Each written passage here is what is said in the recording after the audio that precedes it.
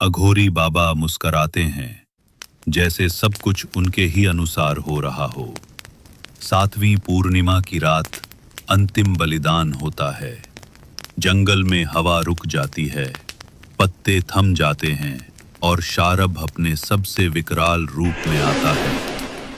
इस बार वो गौरी को देखता है और गहरे स्वर में कहता है, तेरा वचन पूरा हुआ, अब मैं अपना वरदान देता हूँ। शारभ अपनी लंबी जीभ से गौरी की नाभि पर लाल चिन्ह बनाता है और आग की तरह गायब हो जाता है। बाबा कहते हैं, अब तू माँ बनेगी देवी, एक ऐसा बालक जो तुझसे ही जन्मेगा। लेकिन याद रखना, ये कोई साधारण संतान नहीं होगी।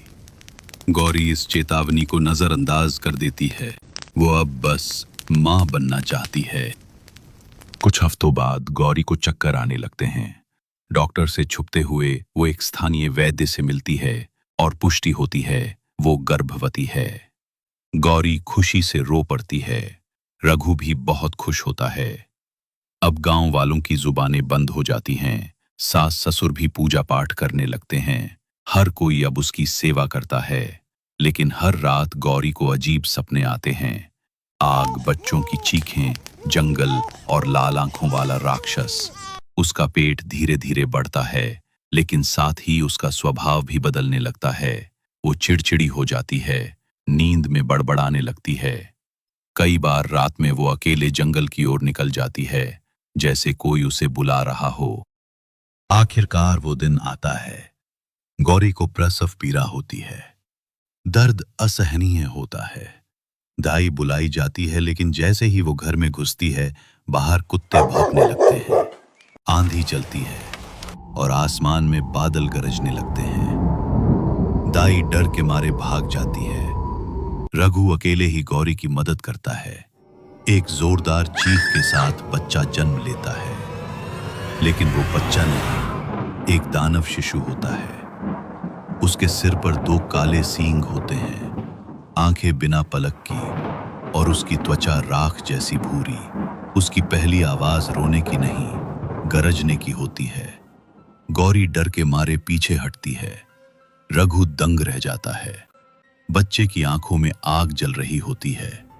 वो मां को देखता है और मुस्कुराता है।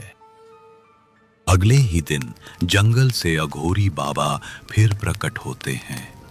वो पहले से कहीं ज्यादा जवान और ताकतवर दिखते हैं।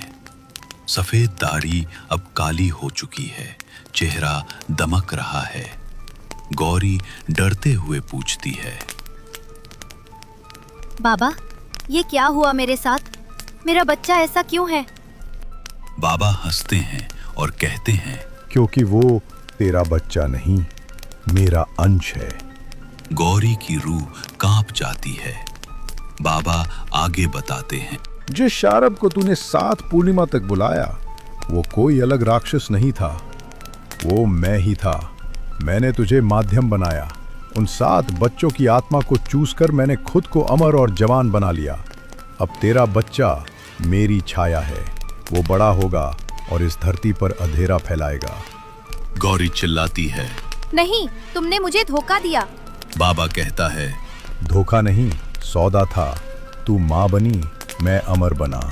रघु आगे बढ़ता है, लेकिन बाबा एक झटके में उसे हवा में उछाल देता है। गौरी अब समझ चुकी है कि जो उसने माँ बनने के लिए किया, वो एक अभिशाप बन चुका है। और उसने राक्षसी बच्चे को देखा। बच्चा रो रहा था। आग और भी भड़क उठी। आसमान बादलों से गरजने लगा। अब क्या होगा? क्या उसे जिंदगी भर श्राप सहना पड़ेगा, या कोई ऐसा होगा जो उसे श्राप से मुक्त करने में मदद करेगा?